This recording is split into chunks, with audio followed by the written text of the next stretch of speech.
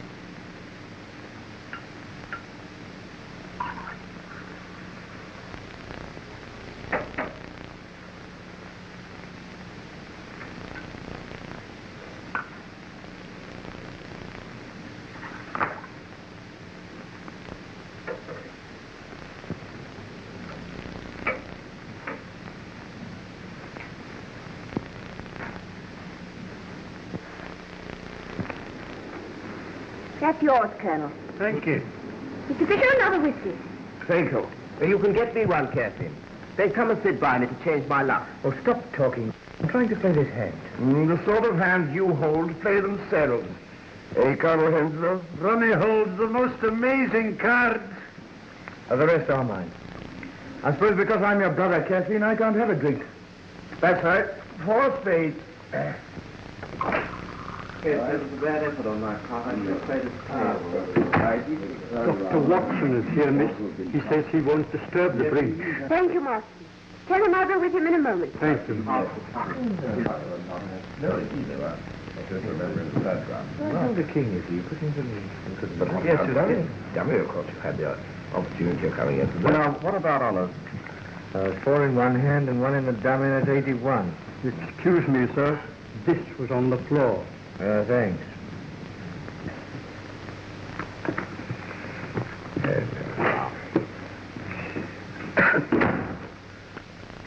Thank you. My dear, I believe. Will you cut, Colonel? Come and sit by me, Kathleen. I can't leave Dr. Watson alone. I must go. Is that the Dr. Watson, the friend of Sherlock Holmes? Yes. Then you know Holmes? No. Dr. Watson has known us since Ronnie and I were kids.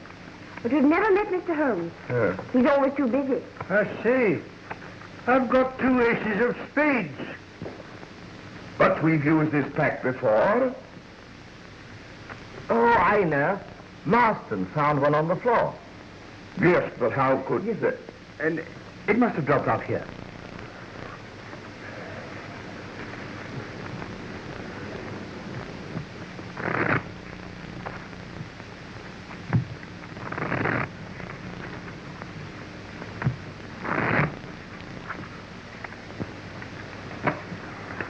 Your cut, please, Colonel. Cut for me, Ronnie. Well, Oh, don't go, Kathleen. I'll come and say good night to you all before I go to bed. I expect you'll all be at it till 3. Now, don't get up. I hope you all win.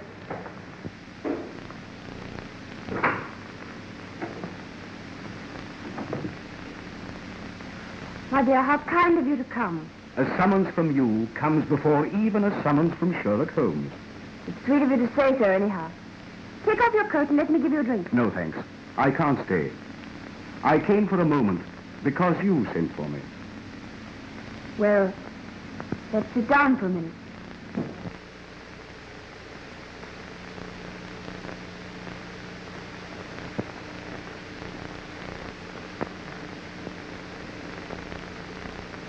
Has Ronnie got another bilious attack? No. It's nothing, really. I'm a bit worried. Kathleen, dear, won't you confide in me? It's about Ronnie. This gambling. You know, 6 months ago, we hadn't a shilling. You mean when your trustee absconded and shot himself? Yes. We were going to leave here. Ronnie was going to give up the diplomatic service. And then he began to play bridge for high stakes. But I always understood he was an exceedingly fine player. He is. But you can't always win. What do you mean? Always. Sometimes it's £20, sometimes 500. But he never loses. It looks as if... Oh, I can't say it. It's impossible. Ronnie isn't capable of such a thing. But I would like to be sure. How can one make sure? Well, I really don't know. I'll ask Holmes. Oh, no. He might arrest Ronnie. Oh, of course he wouldn't. But he might frighten him into giving up cards. I never thought of that. Yes. Do ask him to do something. I'll come round and see him in the morning, may I? Well, I don't know. Yes, I may. You'll make him see me, won't you? He thinks an awful lot of you. But I don't think I need waste time. It's a grand slam. I make 7 spades, 3 diamonds, 2 hearts, and the ace of clubs. That's right. Another big rubber. Well, that just about cleans me up. I make the difference. 1,600 points. You add up very quickly. Quite a mathematician, eh? How much is that? 160 pounds.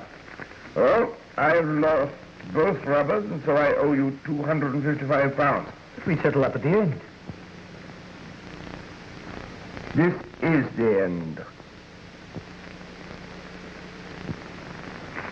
My wife is not very well, and I promised to go home early. Well, if you must, you must. I'm sorry to spoil your evening, but perhaps you can get Miss Adair to make up a call. Kathleen plays a game that resembles hockey more than bridge. Still, if you're determined, we'll see you Monday. I'm afraid I shan't be able. I have to go out of town on important business, and I don't know when I shall be back. Then it's no use trying to fix another evening. I'm afraid not. Let me know when you're back. Good night. And thanks very much. I didn't know Sir Timothy played bridge. Sir Timothy? Yes. Timothy Frobisher. He's the 4th. You know, one can't work long with Sherlock Holmes without picking up some of his tricks of observation and deduction. What makes you think he's here? His initials. T.F. Timothy Frobisher. Elementary, my dear Kathleen, elementary. And then there are further indications. The owner of this hat is immensely tall. You see, he's bruised the top edge here, probably going through a door. Excuse me, may I have my hat? Yours? Certainly. My initials are inside. T.F. Thomas Fisher. Oh, I beg your pardon. You're not going? Yes, my wife is not very well, and I promised to get home early. Oh, I am sorry. I think I'll go too.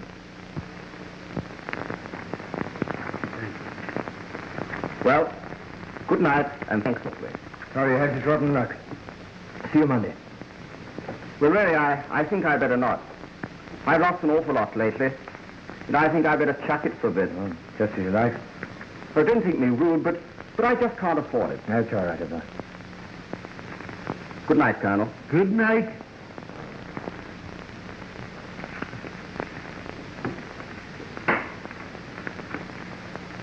Well, have you to have a sick wife and a business appointment? No, a whiskey and soda. I'm sorry. Still, it is rather rotten. I don't see why. Fisher, being a millionaire, naturally loses his temper when he loses sixpence.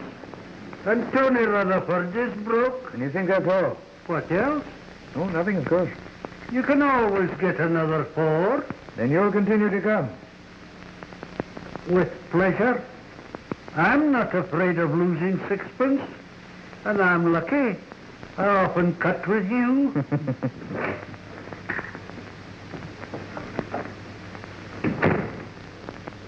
What's the matter with you all? Stopping so early. Well, Fisher had to go. And for once in my life, I'm going to have an early night. Then I'll see you out. Good night, Ronnie. Good night, Colonel.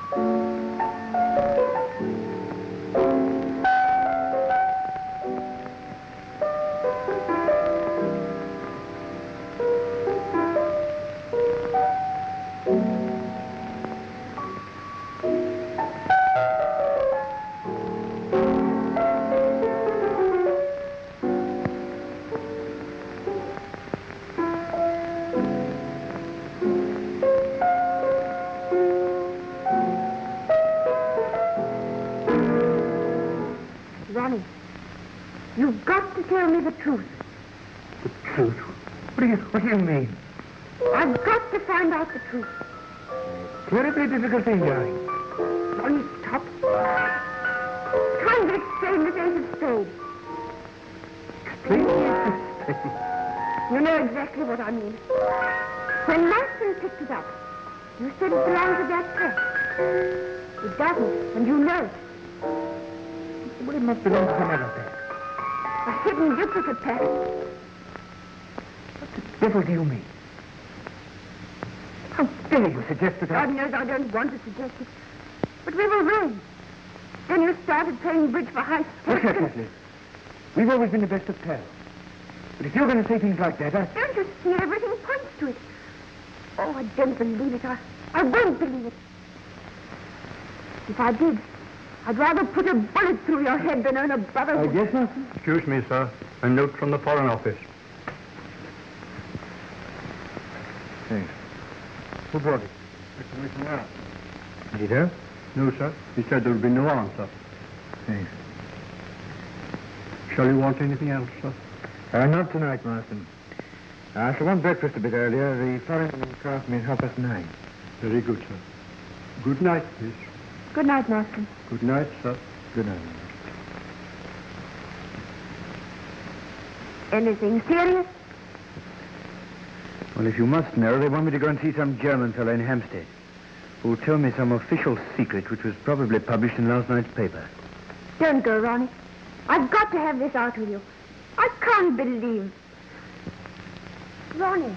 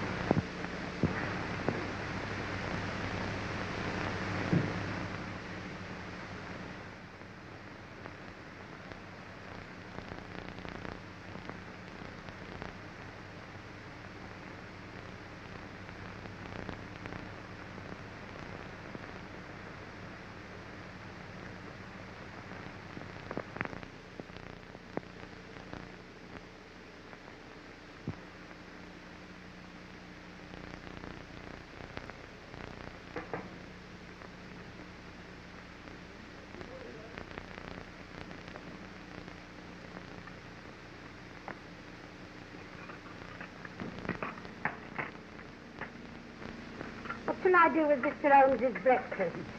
Isn't he up yet? I ain't no sign of him. Hasn't even took in his shaving water. I do wish he'd be a bit more regular in his habits. Meals at all times of the day does turn the house upside down. But you know, Mrs. Hudson, you always insist on keeping his meals for him. He never asks. Yes, but the poor man must eat sometimes. If I didn't see that he had a bite now and again, it'd have been in his grave years ago. I should go and bang on his door. Yes, sir. But sometimes when he's thinking out his problems, he's that cross when he's disturbed. He won't be this morning. He's rather good-tempered. And he doesn't want any breakfast.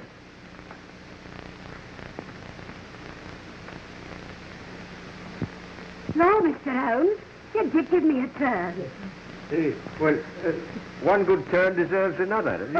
What can I do for you? As to breakfast, sir. Oh, I've already breakfasted with the manager of the London and Commercial Bank. Oh, so they've sent for you for this? Are you sure I can't tempt you to a nice bit of attic?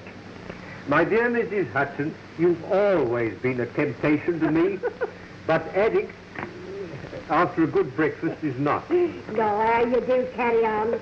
It's a good job I don't take you serious. I'm perfectly serious. Jokes are not my strong point. Ask the doctor. I never see any of his. No. I've been wondering, my dear Watson, why you don't get the batteries of your car recharged. What do you mean? Well, you had great difficulty in getting your car to start last night. The batteries are run down. They are, but how did you know? You've a blister at the base of your fingers on the right hand. As you've not been sculling on the serpentine this morning, I deduced that you've been cranking your car. It's rather wonderful. That's elementary, my dear Watson. Elementary. Oh, let me give you a hand. Thank you, sir. Can you lift that? Yes. And the cloth on the top, that's Yes, good. please. There you are. Thank you. You sure there's nothing else I can do for you? No, nothing, thank you. Oh, wait a minute. Let me give you a hand.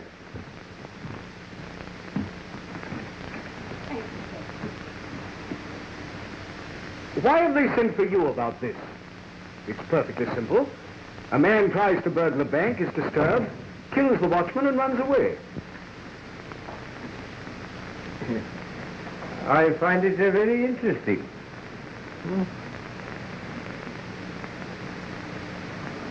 Have you ever heard of Professor Robert Moriarty? No. What's he got to do with it? Oh, he's to do with half the crimes the world over. He started as a mathematical professor, but ugly rumors gathered round him, and he resigned. Well, after that, he vanished for 10 years or so. I fancy he went abroad. Then he returned to England, and things began to happen. What thing? For a long time, I've been conscious of some power, a deep organization which stands in the way of the law. Once he made a slip, and I was able to deduce that behind that power was Moriarty. But he recovered himself, and I could prove nothing. He has hundreds of agents, none of whom have ever seen him. Sometimes an agent is caught. But the man who plans most of the crimes that are committed is never caught, never even suspected. He knows that I know of his activity. He also knows that up to now, I've been unable to reach him. And you think he's connected with this bank murder? I think it highly probable. Yes? Yes, come in. Inspector Lestrade, you see, Oh, Lestrade. Anything fresh? No, Mr. Holmes? Sit down, Lestrade. Thank you. I just came in to get that piece of brown paper. Oh, yes, this little piece. You mean, I should like to keep it a little longer, if I may. I haven't yet decided what the rest of the label is. Well, I don't see how you ever can. It's just an ordinary shopkeeper's label. There's not enough of it to tell us anything. Well, I disagree, my dear Lestrade. But then, you and I so often disagree. Oh, come, Mr. Holmes. I've a great respect for your theory. It's only when you begin about this Professor Moriarty. Yeah, you don't believe in him. I ask you, is it possible for a man to plan half the crime in this country without the Yard knowing who he is, where he lives, or anything about it? It does seem rather strange. I mean, the man can't live nowhere, never be seen by anyone. Of course. Well, lots of people know him, but they don't know that he's Moriarty. You yourself may know him. Jokes are not your strong point, Holmes. No, I'm perfectly serious. He has 100 disguises and 100 aliases. And I'm pretty certain he had a hand in this bank robbery. But it wasn't a robbery. The thief got nothing. He broke into the bank and... Have you ever tried to break into a bank, Lestrade? Me? No, I thought not. But do you seriously think it's possible for one man to break into a bank without using anything short of dynamite?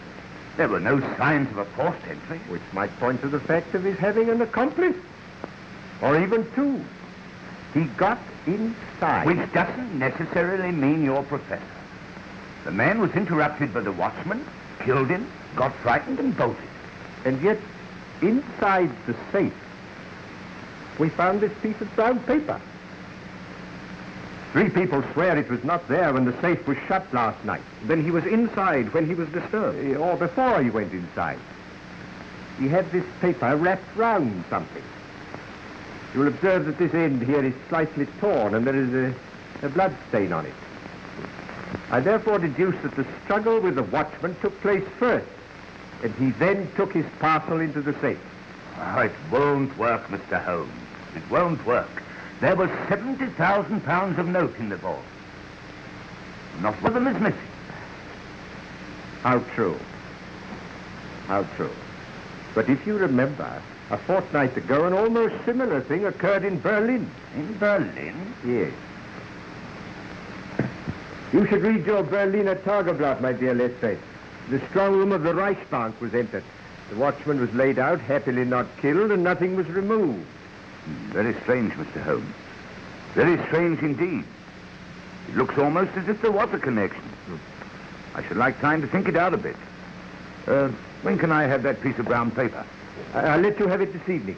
In the meantime, would you be good enough to warn all foreign customs officials to be on the lookout for a very large quantity of English banknotes which will be smuggled through in ordinary luggage? What do you think? I think it would be a wise precaution. Very good, Mr. Holmes. I'll get back to the yard now and put the matter in hand. Good morning, gentlemen.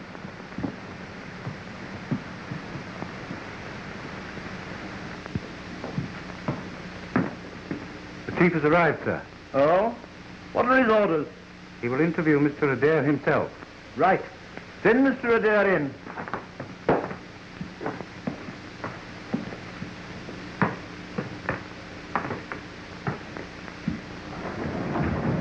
What the devil's the meaning of this?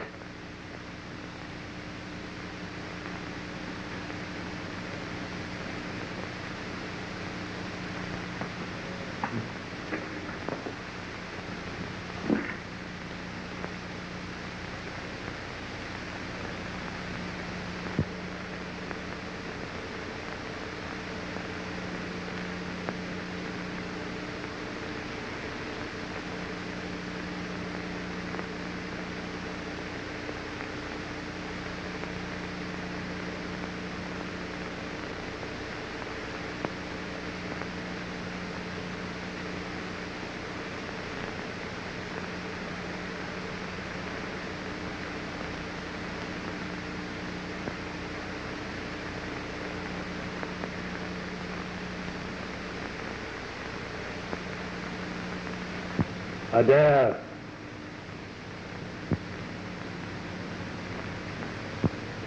Adair. My God, am I drunk or what? I hope not at 10 o'clock in the morning. What's all this about? I was seized in a car, blindfolded, and driven half around London. I apologize for that. It was just a slight precaution. And you must forgive me concealing my identity behind the sleeping Cardinal. Please sit down.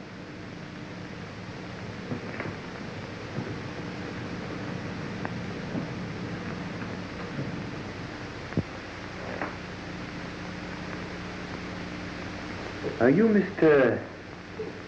Clink? Mr. Otto Clink? No. Poor Otto Clank must have been dead a good many years. What the devil's the meaning of this? Only that I have a slight favor to ask of you, Mr. Adair. Favor? Who are you, anyway? I understand that you are leaving on the Golden Arrow at 11 o'clock tomorrow for Paris. And if I am? You are going on Foreign Office business, and you will have a laissez-passer, which means that your luggage will not be examined by the customs. I want you to take a suitcase to Paris for me. I'll do nothing of the kind. Why should I? Because you can't help yourself. Don't be ridiculous. Sit down, Adair. You go to hell. Sit down. You have been cheating at cards. What? I repeat, you have been cheating at cards. I should have warned you that this picture is painted on steel. Sit down. All your life you have been interested in sleight of hand. Your trick of palming a whole pack of cards has been very useful to you since your trustee absconded and left you and your sister penniless. It's a lie. You have taken to playing bridge for very high stakes. When you deal, you simply change the pack after it has been cut to you. You have a carefully prepared pack in the palm of your hand. You do the same when you cut a pack to your opponent. Now, this procedure, if publicly known, is not likely to lead to an advancement either social or diplomatic. In fact, it means the end of you. Who's been telling you this ridiculous story? Last night you made a slip. You dropped the ace of spades. Now I think I can count on your doing me this very slight service. Go on. A suitcase bearing your initials will be delivered at your flat at 9:30 this evening. You will pass it through the customs with your other luggage. I understand you have engaged a room at the Bristol in Paris. You will take your luggage there, and by 10 o'clock tomorrow night, the suitcase will have vanished from your room. You will make no comment. What's in this precious suitcase? That does not concern you. Yes, but it might be anything. Stolen jewels, bonds, heaven knows what. No, I'll be damned if I'll be made use of in this way. I feel sure that you will change your mind.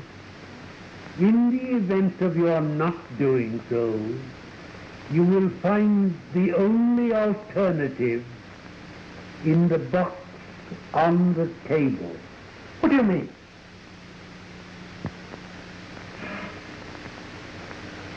Here, come back, whoever you are. What do you mean?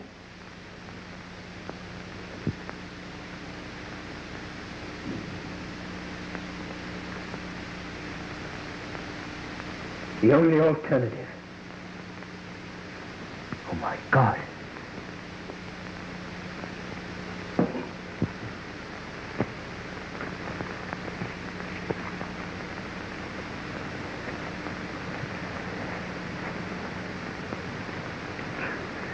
What are you trying to do? I'm trying to see how many Bank of England notes will go into a parcel of this size. You see, my dear Watson, that this note should fit into these creases. There you are, as I thought exactly. Yes. Are you busy this morning, Watson? No, I kept the morning free. I rather hoped you'd see Kathleen Adair. She's due here now. I sent her a note on the way home from the bank. Oh, that's very kind of you. Then you'll have a talk to Ronnie. No, I want to talk about him.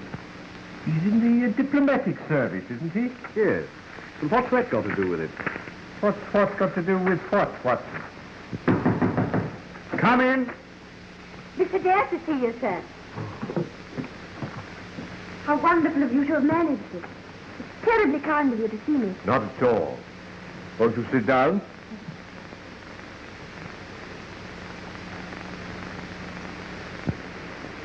Watson's told me how worried you are about your brother, but I don't quite see what I can do. I've been wondering if you could find out if it's really true. If it is, and I can't believe that it is, perhaps you could frighten him into giving up cover. Whom did he play as a rule? Well, last night there was Tony Rutherford, old Mr. Fisher. What, Thomas Fisher, the millionaire? Yes, and Colonel Henslow, an old friend of ours. Mm-hmm. Fisher. I wonder...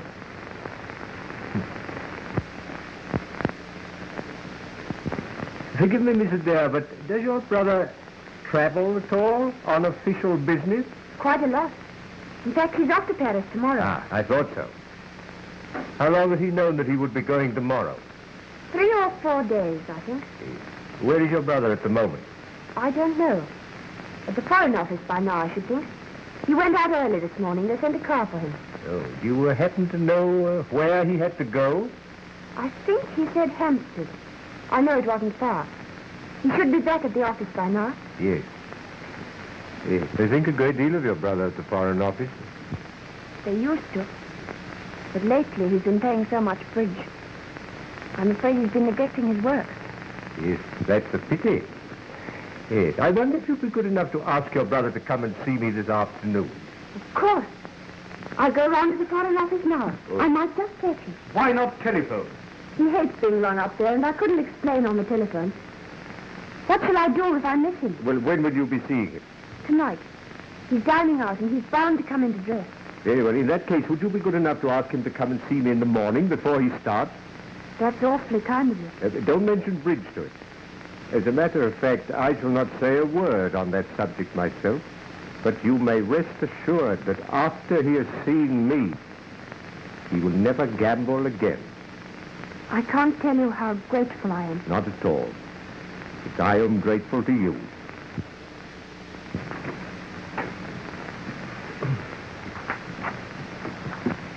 Goodbye. Watson? Yes?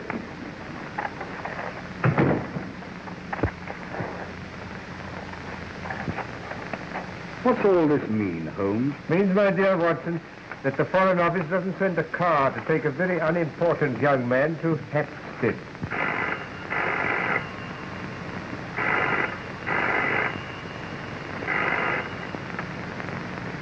Hello? Hello? Yes, speaking. Who's that? Mrs. Smith. I seem to know that name. Mrs. Annie Smith. Oh, Mrs. Talboys put you on to me. I don't think I know a Mrs. Talboys. Huh? No, you're quite right. It doesn't matter. Well, you think it's appendicitis? Oh, what's the address? Would you mind taking this down, Holmes? 1006 Pentonville Road. Yes. Yes, I'll come at once. I'll take a taxi. Goodbye. Here's the address. I've added a note which I want you to read when you've found the taxi. What's it about? You read it when you've found the taxi. I hope your friend, Mrs. Talboy's friend, is not as bad as she thinks.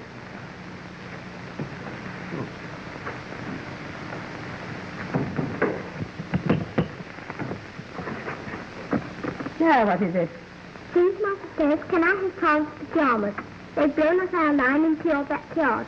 You've no right to hang out your washing and your whatnots in a respectable neighbourhood like this.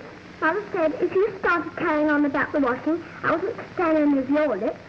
Your mother said that? Yes, she did. Well, I've never had such impudence in all my born days. You go and I'll give your mother lip. You wait. Mother said I was to take back the pajamas and not to talk to you. She doesn't think you're respectful. What's that? She says it's disgraceful, a widow living in a house full of nothing but men. Oh, you wait a minute. I'll give her respectable. Go on up it. Go on up you go. Oh, my word, respectable.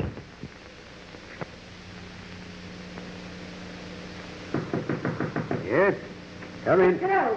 Yes? Sir, Hmm? I'm just going to step round to that Mrs. Freeman. There's a few things I want to say to her. Yes, Mrs. Hudson. But what has upset you? But she just told me she sent her daddy round to say that I want to mean myself for saying what she did say. But I want her to know I shall be out 20 minutes. It takes me that time to tell her what she's got here. Yes. Well, I wouldn't be too violent if I were you, Mrs. Hudson. Violence. Indeed, I'll sit about her good and prop. Indeed, I would, if it wasn't for my chronic arthritis.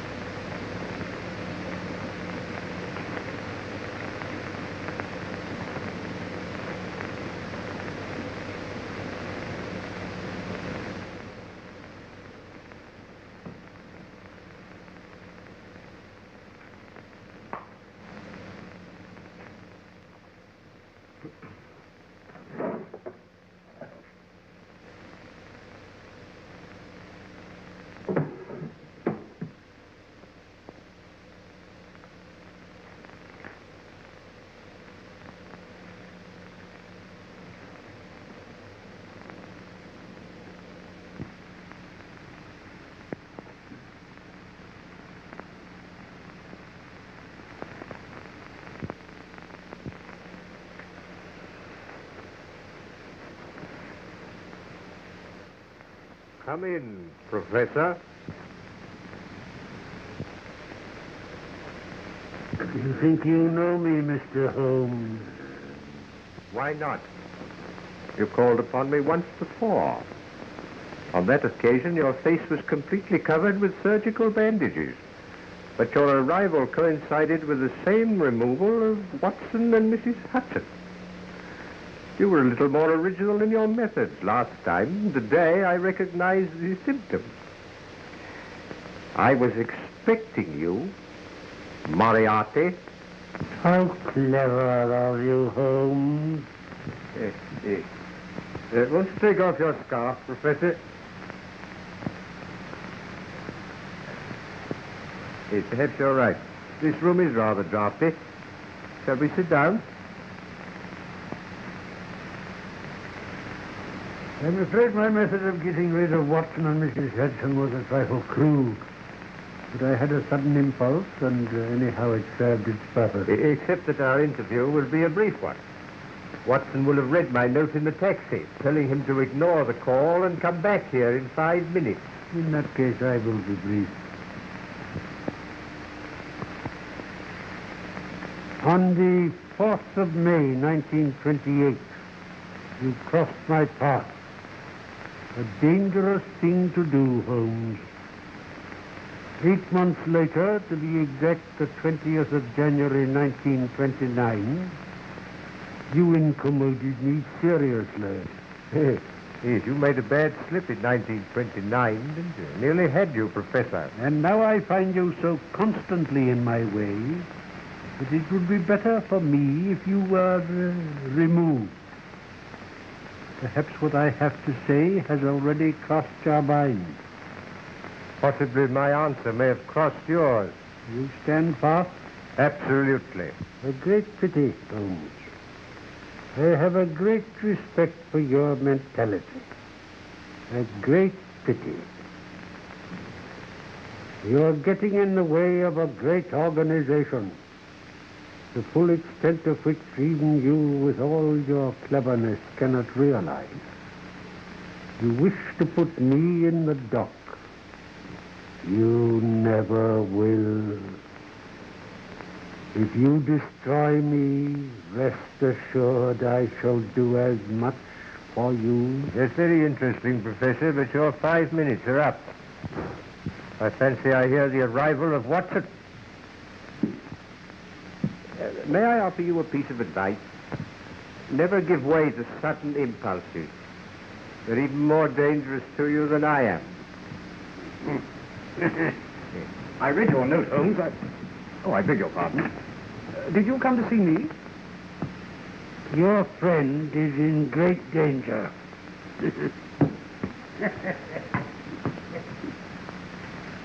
Great danger.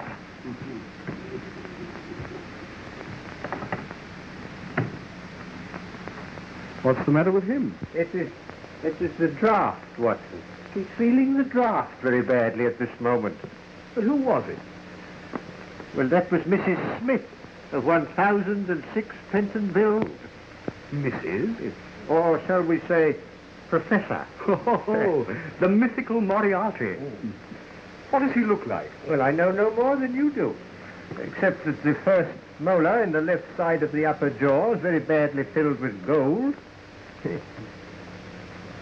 Have you a mathematical mind, Watson?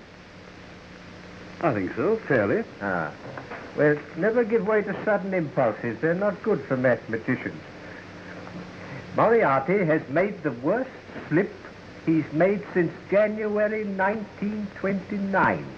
You mean you think you found out how to get him? No. No, I found out where he gets his boots. I wish you'd be serious. The professor's boots are made by Mr. J.J. Godfrey, bootmaker. Here we are. 502 Pont Street, Southwest 1. Godfrey, Pont Street? Yes. But that's where I have mine made. You do surprise me. But Godfrey's a perfectly respectable tradesman with a high-class clientele. Well, obviously. Obviously, you and Moriarty. You share a bootmaker with the professor. And for all I know, he may be a great friend of yours. Oh, really?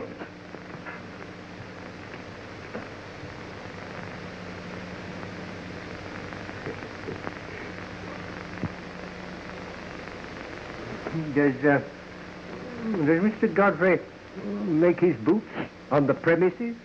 Yes, in the basement. He showed me over his workshop once. Yes. I think I'd like to see over that workshop.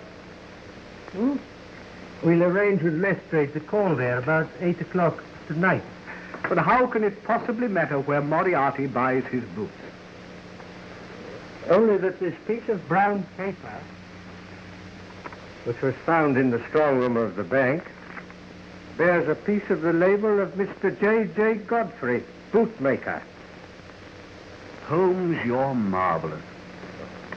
Oh, elementary, my dear Watson. Elementary.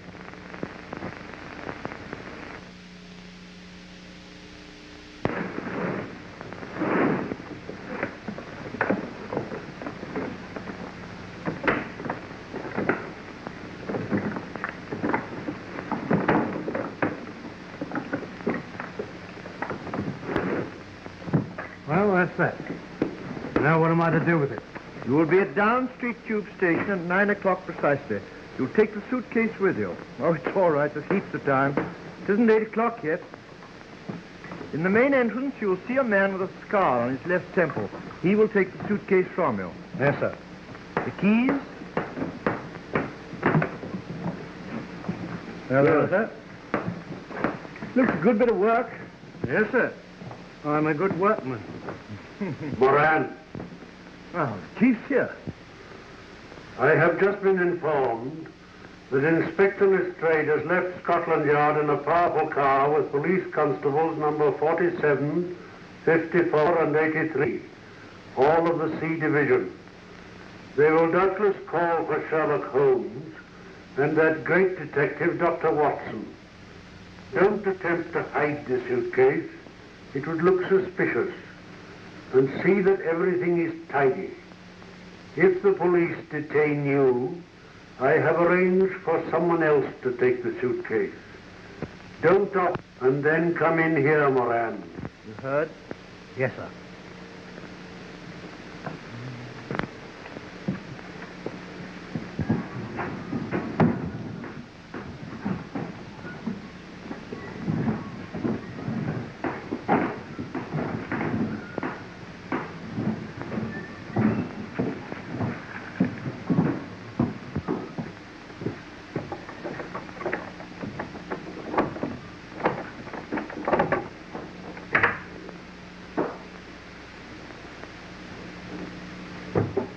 Put this right, Godfrey, will you?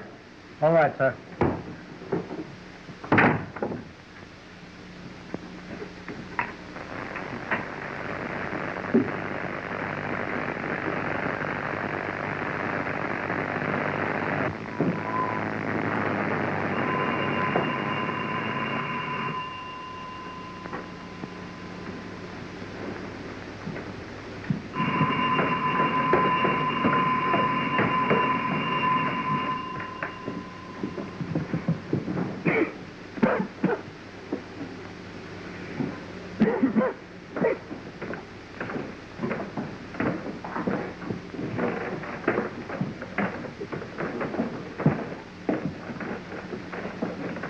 Which of you is Mr. Godfrey? I am. There's my search warrant. Search warrant? Well, what are you searching for? You'll know when I've found it. Why? If it isn't Dr. Watson. Hope the last pair of shoes I made it was satisfactory. Oh, I see you're wearing them now. Yes, quite thanks. I say, Holmes, this does seem rather absurd. You know, Godfrey's made my shoes for years. Yes, your shoe last is in that cupboard over there now. Over there? Yes. I'll go and find it.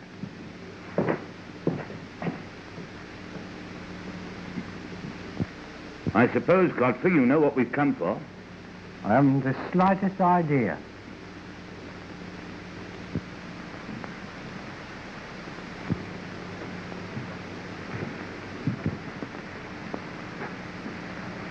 Hello. Starting out a new branch, eh? Oh, that? Yes, that's an experiment. Special order for a new customer. Thought I might as well try my hand at it. Glad to see you look after your work people, Godfrey. Oh. Well, we've only got 3 of them.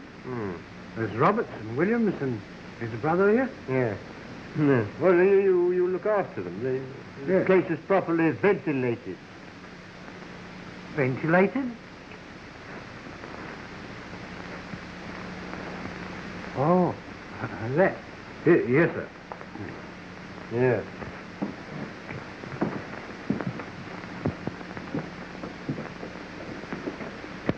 Oh, yes. A ventilator.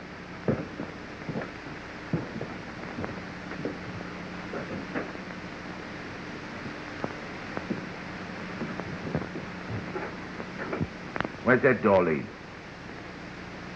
To the area. But as you can see, it hasn't been opened for years. Well, I should like you to open it. Heaven only knows where the key is. That door hasn't been opened since I don't know when. Oh. Godfrey, this is a curious looking... What do you use for? That's used for special work. Oh.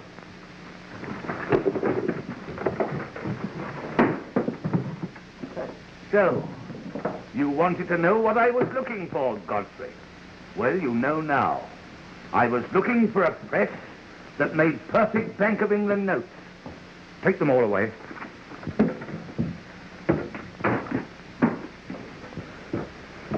What are you doing? Quick, Follow this wire, Lestrade. what for? Yes.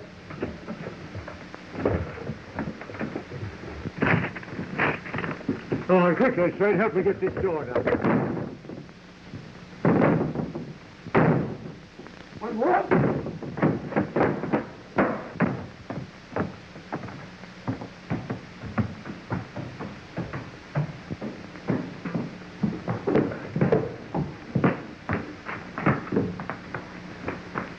Watson.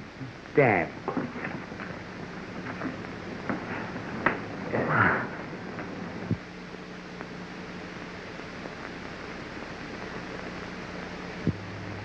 Oh, have another drink, my dear Watson. Hey, you feel better. Thanks, I'm all right. I haven't a scratch. There's a bit of a shock being seized and trussed up like that. You saw nobody? Nothing. I was standing in the cupboard, and the shelves swung round. I was seized from behind and blindfolded. Well, anyway, we've done a good night's work. My theory of the bank robbery is proving correct. But what has your finding a forger's outfit in a bootmaker's basement got to do with a bank robbery, which wasn't a robbery at all? Well, I'll try to explain.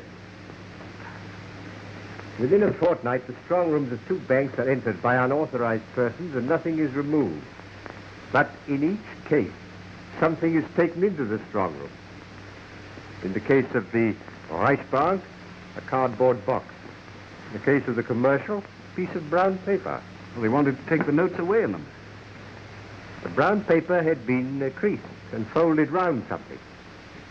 Well? Mr. Godfrey's printing press makes perfect Bank of England notes.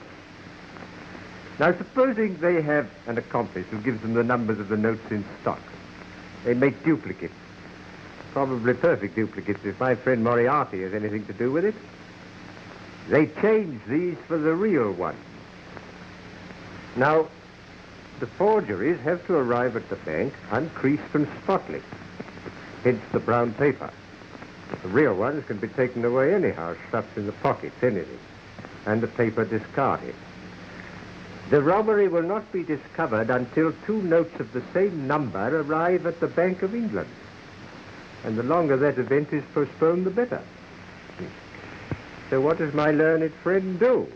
Well, holds them up. No, my dear Watson, no. It's no use having £70,000 worth of notes if you don't use them. Well, then he must start circulating. Or send them abroad. Oh, no. Well, that sounds difficult. You see, customs officials might ask questions if they opened a trunk full of Bank of England notes. Yeah, how true, Watson, how true. Well, in any case, I don't feel I've been trussed up for nothing. It was worth it to find that printing press. The printing press, my dear Watson, was valuable to get your friend Mr. Godfrey a term of penal servitude.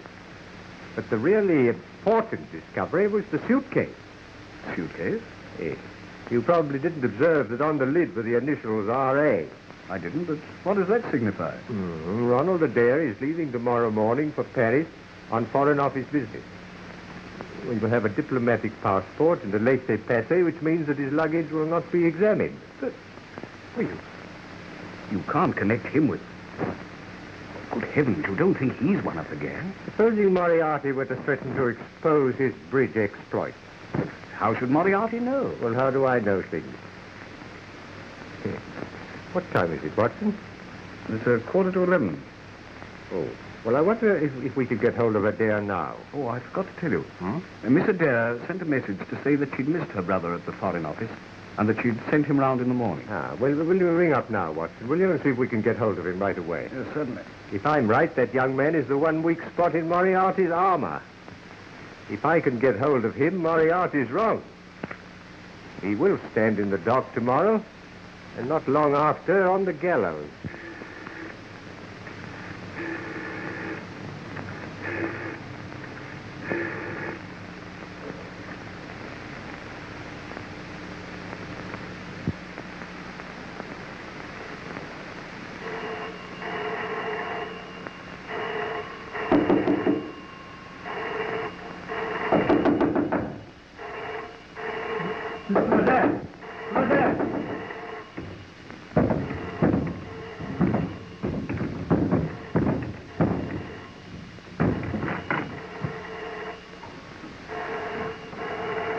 Mr. Adair? Mr. Adair!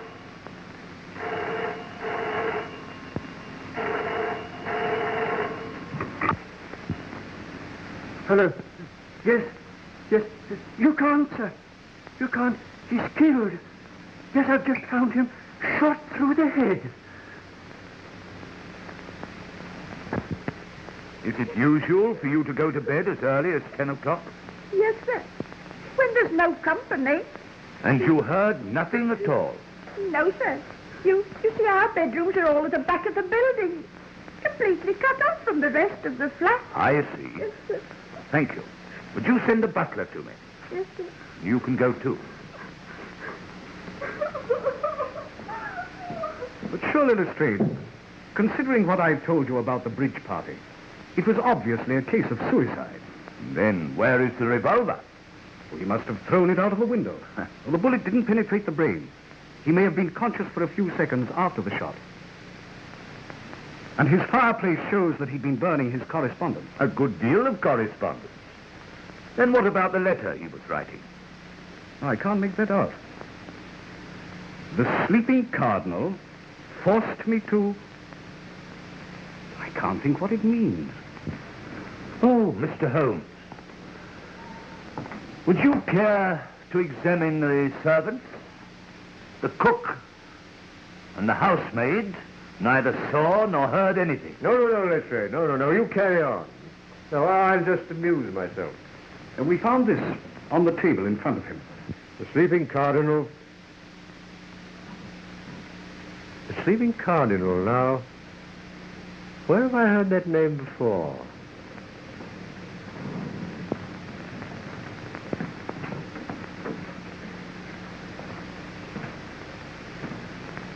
You're the butler here. Yes, sir. Have you been with the family long? 3 years, sir. Then you know their ways. Did anything unusual occur here this evening? No, sir. Miss Adair dined alone at home, and Mr. Adair came in at 9:15 with Colonel Henslow. Who is Colonel Henslow? Oh, he's an old friend of the family. He knew Ronnie Adair's father in India. Sir Henry Adair was Governor General of Bengal, you know. They used to hunt tigers together. Did you gather at all what they were talking about when they came in? Well, sir, Mr. Adair was saying, "And you think Fisher means trouble?" Yeah. That was all I heard, sir. How long was the Colonel here? Barely half an hour, sir. Was Miss Adair with them? No, sir. She was in her room. Was anyone else in the flat? No, sir. You're positive that there was no one else at all? No, sir. Oh, a man came about 9:30 with a new suitcase that Mr. Adair had ordered. What kind of a man? I didn't notice him particularly, sir. He wasn't actually inside the flat. He just handed me the case and I signed for it. Where did the case come from? I really didn't notice, sir. I just told Mr. Adair it was here, and he told me to put it with the other luggage in his bedroom. Oh. Which one? That's the odd thing, sir. It isn't here. And I can't find it anywhere, so I've searched the flat. It was quite an ordinary sort of case. Can't think where it could get hidden. But it must be somewhere. Unless Mr. Adair took it out. He didn't go out, sir. He went straight to his room after the Colonel had left. Why didn't Miss Adair come and see the Colonel? Wasn't she friendly with him? Oh, yes, sir. She was quite friendly with him. Wasn't she friendly with her brother? They were devoted to each other. They was, sir. But there was a bit of a shindy last night, sir. Well, she never mentioned anything about it to me. No, sir. It was after you and the other gentleman had left. I can't think it was a serious quarrel. I beg pardon, sir. It was. I brought in a note for Mr. Adair, and I don't think they heard me come in. What were they saying? Well, sir, Miss Adair was very excited, and she said, "I'd rather put a bullet through your head than own a brother who..." And then she saw me and stopped. Directly afterwards, Mr. Adair left the room. And tonight, how did you know he'd been killed? The phone bell was ringing in this room, which was locked, and I got no answer to my knocking. What did you do? I broke down the door. And then I found Mr. Adair in that chair, lying across the table, dead, and the window open. How long had he been in his room? About half an hour, sir. And you heard nothing? Not a sound, sir. And I was in my pantry, which is on this side of the flat. Thank you, Marston. Would you ask Mr. Dare to come here? Yes. I think if I were you, I should see Colonel Henslow first. I understand he's with Miss Adair. And after all, he was the last person to see Adair alive. Yes. Will you ask the Colonel to come here? Very good, sir.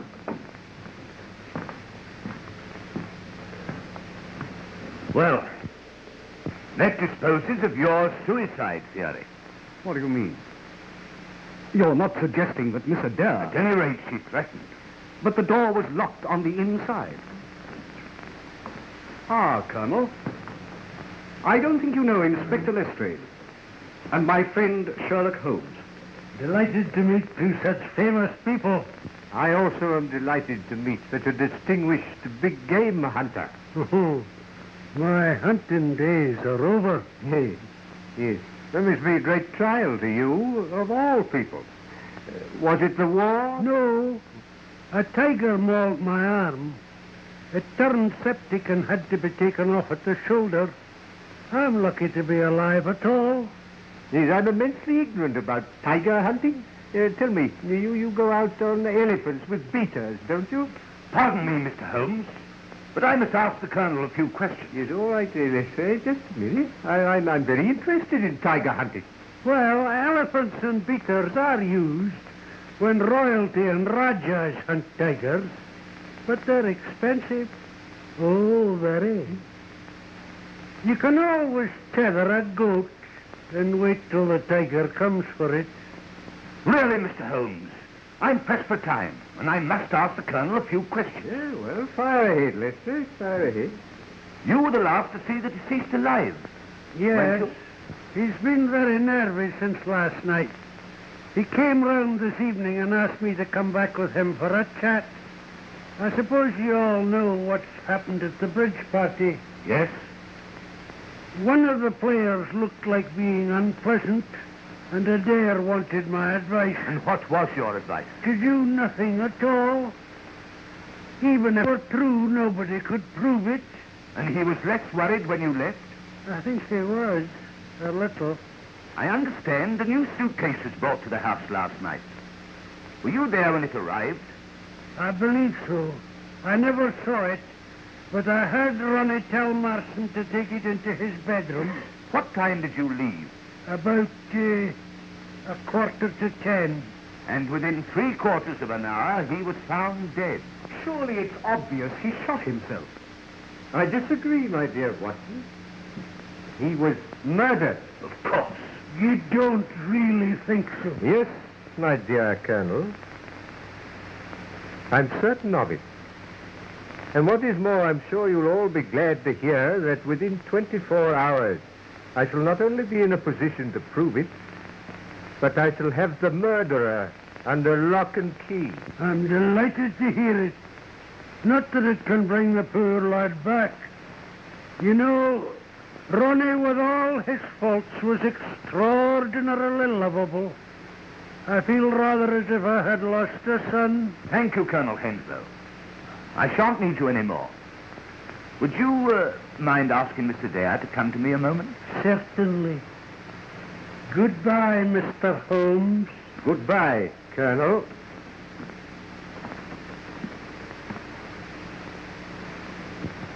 I'm sorry I interrupted you, Mr. Holmes, but you seem so interested in tigers, I thought you were never going to stop. They interest me. The stark ferocity, the cold cruelty. Very human beings are like tigers, you know. Now I suppose you're back to your Moriarty theory. You're not going to try and tell me that this is his handiwork? Well, who knows? That man has become an obsession with him. He is. He is. Mrs. Dare, I want to offer you my very sincere sympathy. It was a ghastly shock to me. I can imagine what it must have been to you. I won't keep you a minute, Mr. Dare. Won't you sit down?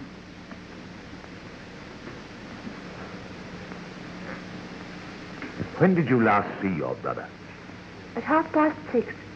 He came in to dress, and I came in here to give him a message. What was the message? I told him that Mr. Holmes wanted to see him before he went to Paris. You see, I'd asked Mr. Holmes to interview him. What did he say? He was upset.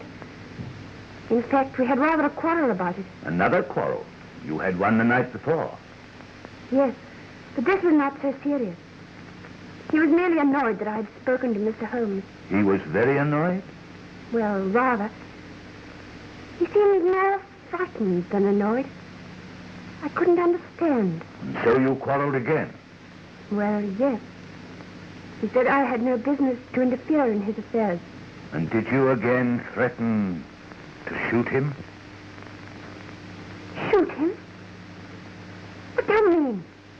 The night before, your butler heard you threatening him. Oh, no. I never did anything of the kind. I shoot Ronnie. You said you would rather put a bullet through his head than own a brother who... Oh, that was only a figure of speech. I was A accusing him of most something. unfortunate figure of speech, considering that within 24 hours he was found with a bullet through his head. But you don't think that No, I... miss. But I must ask you to come along with me after I've finished my investigation. I say, Lestrade, this is grotesque. Holmes, listen. Here's Lestrade suggesting that Miss Adair... No, Dr. Watson, I didn't. All I want is her to come along and make a statement. I'm sure Miss Adair will be delighted to go with you, Lestrade. It is quite a warm night. Anything you say, of course. Thanks, miss. I shall be ready in a minute. Then I'll go and put on my things. If you have no more questions. No, nothing else, thanks.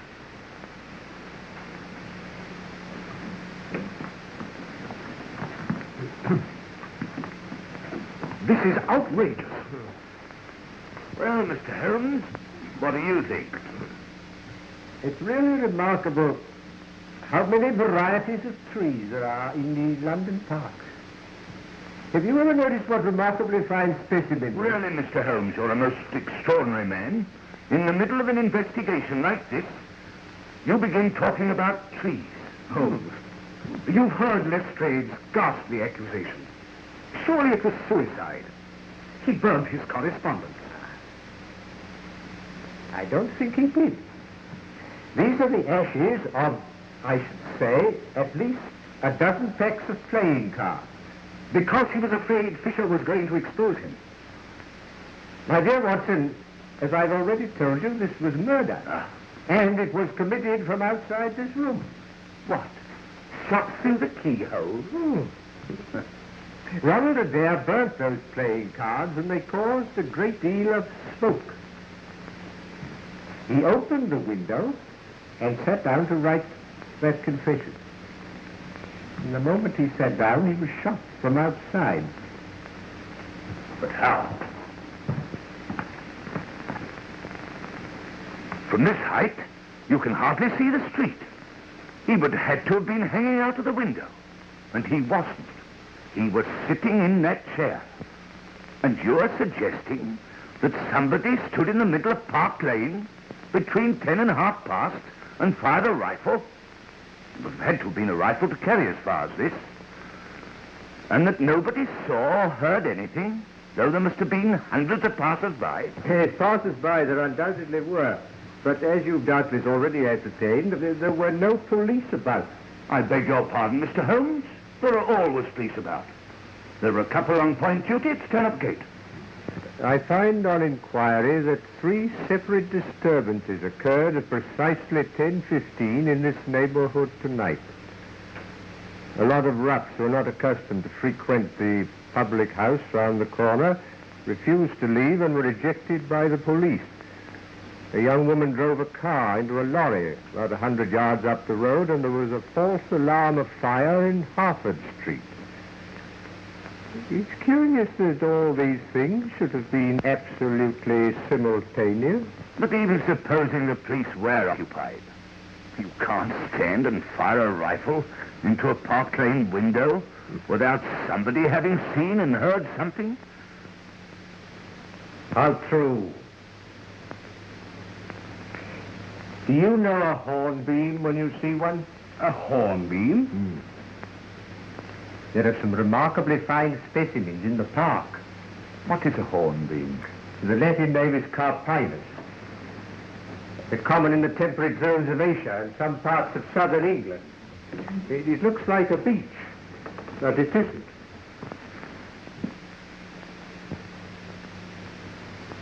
You know, Dr. Watson, in spite of the fact that I've known Holmes for some years, I sometimes wonder if he's all there.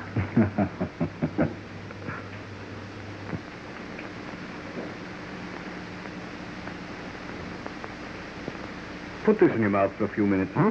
What for? I don't think you're at all well. Oh, nonsense, my dear Watson, nonsense. I'm in the very best of health, in spite of a couple of nasty shocks. When did you have a shock? Well, I said 2. During the stroll I took this afternoon, I was just going to cross the Marylebone Road. The policeman on point duty was holding up the traffic, when a 2-horse van, apparently out of control, whizzed round the corner and was on me in a flash. I sprang to the pavement and saved myself by the fraction of a second. Good heavens. Yes. 10 minutes later, a brick fell from the roof of a house. It was shattered at my feet. They were repairing the roof at the time, but the police proved it was an accident. But I know better. Oh, very nasty indeed. But these things happened this afternoon. I was worrying about you in the early hours of the morning. What did I do? Do? In the middle of a terribly serious conversation, you started talking about trees in the park and the difference between a hornbeam and a beech. Altogether disconnected. And I thought a little delirious. Yes, I did ramble a bit, didn't I? And I'm sorry you made what Lestrade called a bombastic statement. That within 24 hours, 12 of which, by the way, have already gone, you would have the murderer. No, it wasn't at all like you, Holmes. No. No, it did look as if I were very ill, didn't it? It gives Lestrade such a chance to crow. He thinks he's done a frightful lot and you nothing. He's disposed of my suicide theory and made an arrest. Who? I wonder he hasn't arrested you or Mrs. Hudson. And he never stops talking about this mythical Moriarty. Now listen, my dear Watson. I have established to my own satisfaction that in both the Reichsbank and the commercial bank cases, forged notes were substituted for real ones. No? I have also established to my own satisfaction, and through the missing suitcase, that Ronald Adair was to have taken those English notes to Paris. And the same brain that planned that scheme planned the removal of Ronald Adair. But why should they remove their means of getting the notes safely out of the country? Because Ronald Adair refused at the last minute. Why should he? He was still open to exposure as a cheat. That's what frightened him. Yes, but I frightened him still more. When his sister told him that I wanted to see him, he was panic-stricken. But he realized that his cheating could only result in scandal. The other meant certain jail. I see. And what did you make of that letter he was writing about the sleeping Cardinal? Now that, my dear Watson, is the most significant aspect of the case. Do you remember 8 months ago when Trimble the forger was found on the embankment dying from terrible injuries? Yes? Yes? Yes.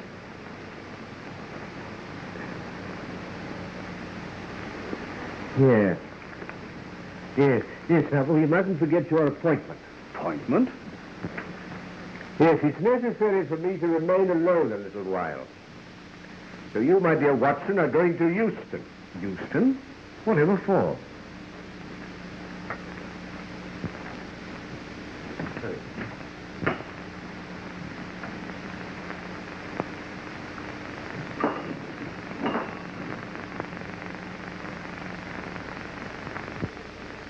What's the idea? You'll see.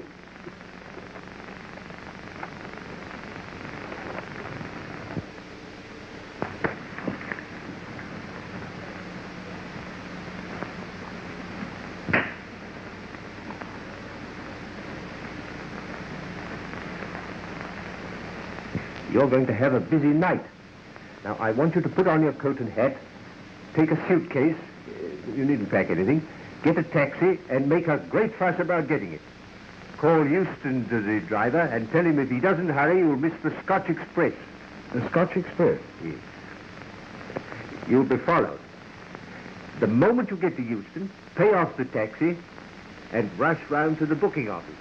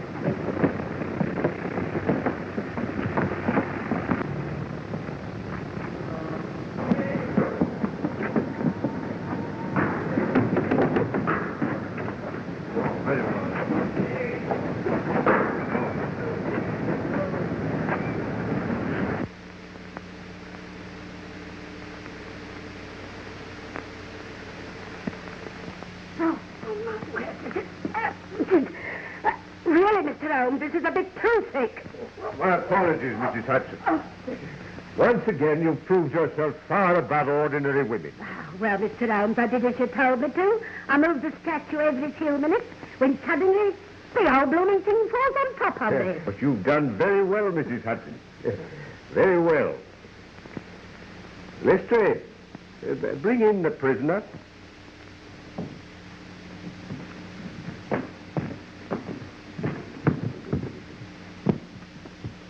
May I see that, Lestrade? Take that. That's an admirable and unique weapon.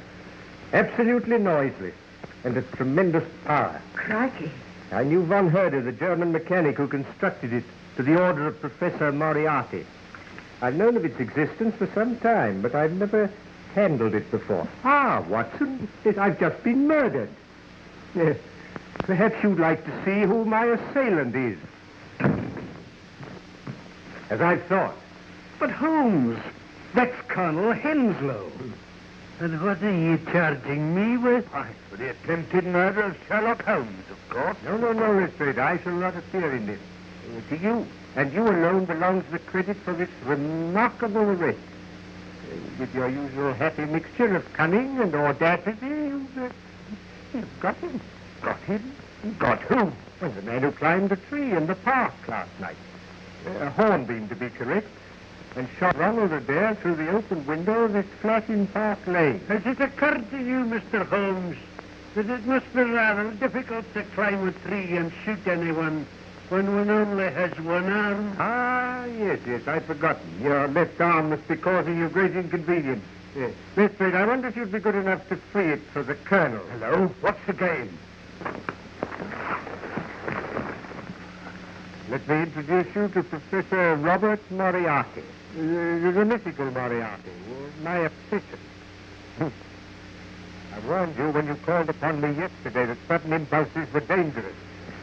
I observed that the first molar in your left upper jaw was very badly filled with gold. And when Colonel Henslow was feeling as if he'd lost the sun, I observed the same bad workmanship in the same tooth. You clever, cunning swine.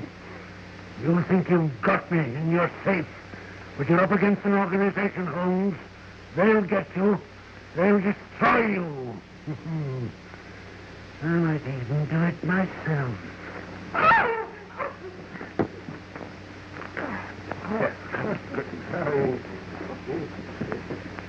Take him to the station, Lestrade. Yes. I think you'll find most of your organization waiting for you there. Also a brand new sealing £70,000 of good English banknotes. Take him away. We shall meet again, Mr. Holmes. And next time... Come on. You're all right. I am, except my feelings and my tie, which is entirely disorganized. Well, we proved our Moriarty's theory, all right, Mr. Holmes. It's not easy to throw dust in your eyes, my dear Lestrade. Doesn't do to trifle with Scotland Yard. Quite true, Mr. Holmes. Quite true. Well, now, Watson, what about the drink? You'd like one, wouldn't you? Thanks. Lestrade?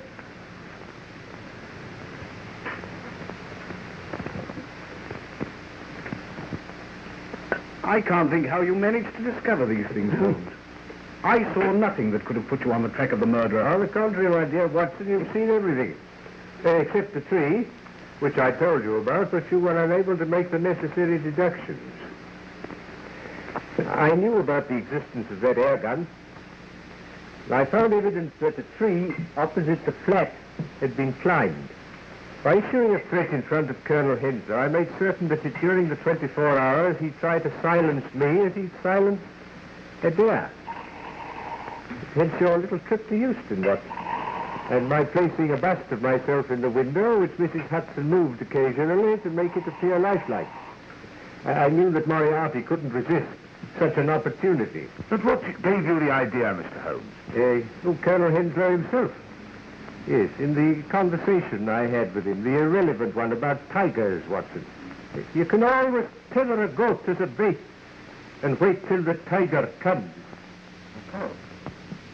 But what about the sleeping tunnel? Godfrey's made a escape of the sleeping Cardinal. That's the painting in the room in which you were tied up, Watson, and through which Moriarty used to speak unseen by his dupes. And I've only one regret, that the bust of myself by Angelo Palazzini has been irretrievably ruined.